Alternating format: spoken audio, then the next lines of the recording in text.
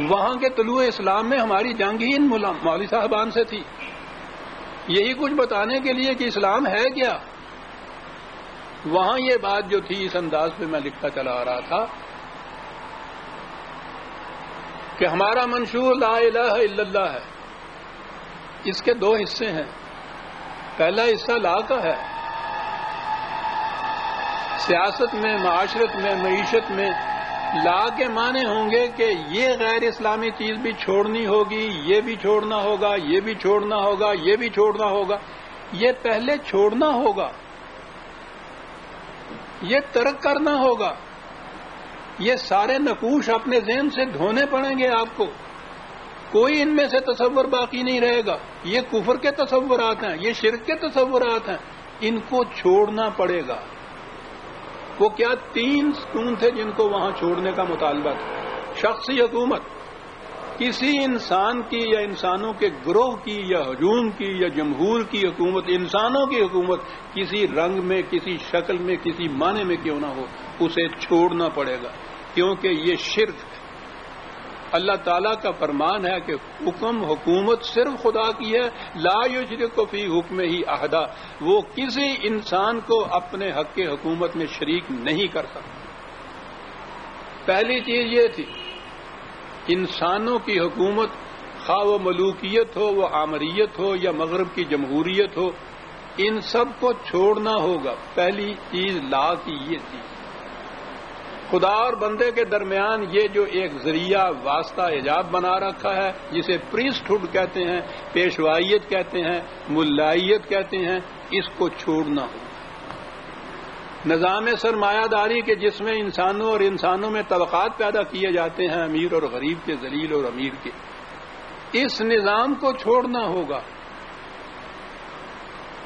یہ تو حصہ لا تھا کہ جس کو چھوڑنا تھا، اور جب یہ بالکل لا و سلیٹ صاف ہو جاتی تو اس پر پھر رقم کرنا تھا آپ نے اسلامی یا قرآنی مملکت کے اصول اور اساسات۔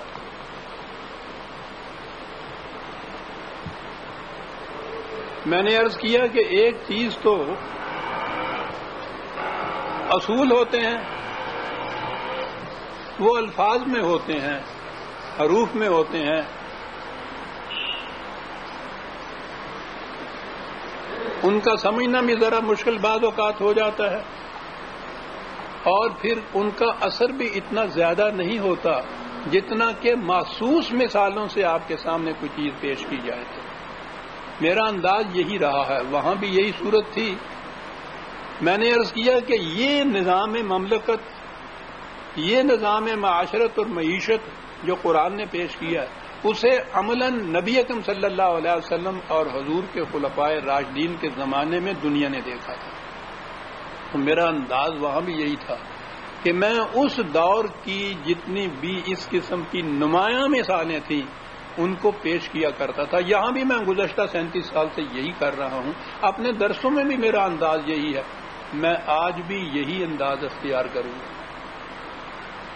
یہ حکومت، جیسا کہ میں نے عرض کیا، نبی اکرم صلی اللہ علیہ وسلم کے مقدس ہاتھوں سے اس کی بنیاد رکھی گئی۔ حضرت صدیق اکبر رضی اللہ تعالیٰ عنہ کے زمانے میں اس پر کچھ ردے رکھے گئے۔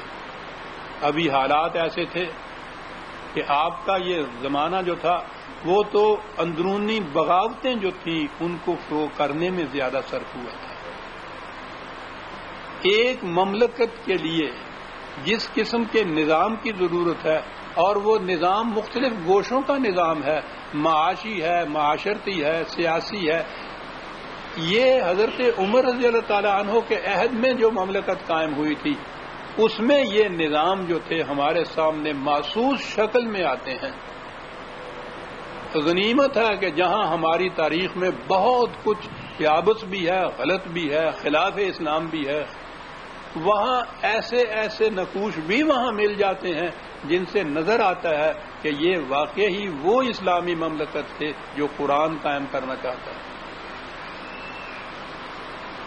آج کی نشست میں بھی میں اسی دور کے حضرت فاروق اعظم رضی اللہ تعالیٰ عنہ کے زمانے کے چند نقوش آپ کی خدمت میں پیش کروں گا، تاکہ یہ چیز محسوس طور پہ سامنے آ جائے کہ اسلامی مملکت کے خط و خال کیا ہوتے ہیں. سب سے پہلی چیز یہ تھی، پہلے جو انداز حکومت چلا آ رہا تھا اس کو ملوکیت کہا جاتا تھا. اصطلاح کے طور پر یہ جو نظام ہے اسلامی مملکت کا، اسے خلافت سے تعبیر کیا جاتا تھا.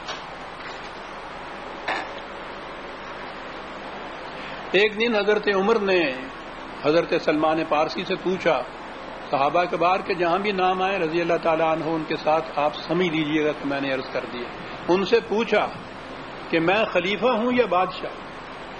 انہوں نے کہا کہ اگر آپ نے مسلمانوں سے 1 درہم یا اس سے بھی کم وصول کیا اور اسے صحیح مقام پر صرف نہ کیا تو آپ بادشاہ ہیں، خلیفہ نہیں.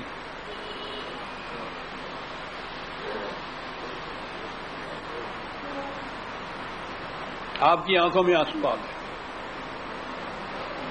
اسی قسم کے ایک اور سوال کے جواب میں ایک اور صحابی نے کہا کہ خلافت و شہنشاہیت میں فرق ہے. خلیفہ عوام کے جملہ حقوق کا محافظ ہوتا ہے، وہ ہر انسان کا حق حقدار کو دیتا ہے، وہ نہ ناجائز طور پر کسی سے کچھ لیتا ہے نہ ناجائز خرچ کرتا ہے. الحمدللہ کہ آپ خلیفہ ہیں، بادشاہ نہیں. بادشاہ زبردستی کرتا ہے، ایک سے چھین کر دوسرے کو دیتا ہے. اس انداز سے یہ حضرات سمجھے ہوئے تھے. کیا فرق تھا خلافت اور بادشاہت کا فرق. ایک دفعہ کسی نے خود حضرت عمر سے یہ پوچھ لیا کہ آپ اپنے تجربے کی بنا پر بتائیے کہ خلافت کسے کہتے ہیں. آپ نے فرمایا کہ میں تو اتنا ہی جانتا ہوں کہ خدا کے سامنے حساب دیتے وقت یہ بتایا جا سکے کہ کہاں سے لیا تھا اور کسے دیا تھا. اگر اس کا جواب اطمینان بخش ہوا تو یہ خلافت ہے، ورنہ بادشاہت. کہاں سے لیا تھا. اس دور کے خلیفہ کا اپنی ذات کے لیے لینا تو سوال ہی پیدا نہیں ہوتا تھا. وہ تو میں ابھی عرض کرتا ہوں کہ جو وہ اپنی خدمت کے معاوضے میں لیتے تھے وہ کیا تھا. اپنی ذات کے لیے تو لیتے ہی نہیں تھے، مملکت کے لیے لینا ہوتا ہے نا. اور اس کے لیے پھر جس انداز سے بھی لیا جائے وجہ جواز اس کے لیے یہ پیش کی جاتی ہے کہ it is in the public interest. وہ ایسا ایک مبہم لفظ ہے. مقصد یہ ہوتا ہے کہ یہ مملکت کے، حکومت کے، رعایا کے مفاد میں ہے، یہ ایسا لینا. اسلامی مملکت میں یا اس دور کی مملکت میں جس کا میں ذکر کر رہا ہوں، مملکت کے لیے بھی کب لینا جائز قرار پا سکتا تھا. حضرت عمر نے اس کے لیے بھی ایک مثال پیش کر دی.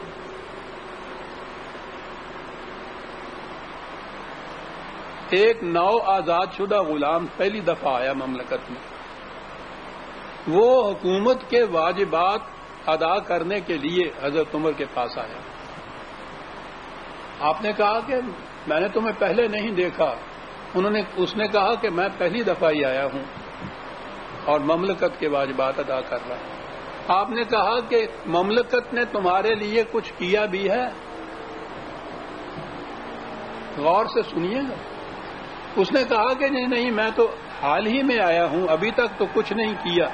کہا کہ یہ جو کچھ لائے ہو اس کو واپس لے جاؤ، اس وقت لے کے آنا جب مملکت تمہارے لیے کچھ کرے.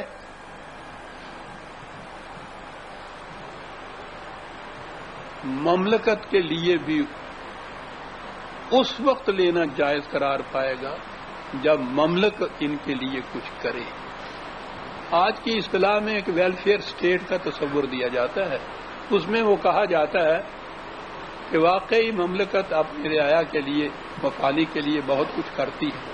آپ غور کیجئے تو اس اصول کا تخم کی ریزی بھی حضرت عمر نے یہ کہی تھی کہ اس وقت مملکت کے لیے کچھ لانا جب مملکت پہلے تمہارے لیے کچھ کرے.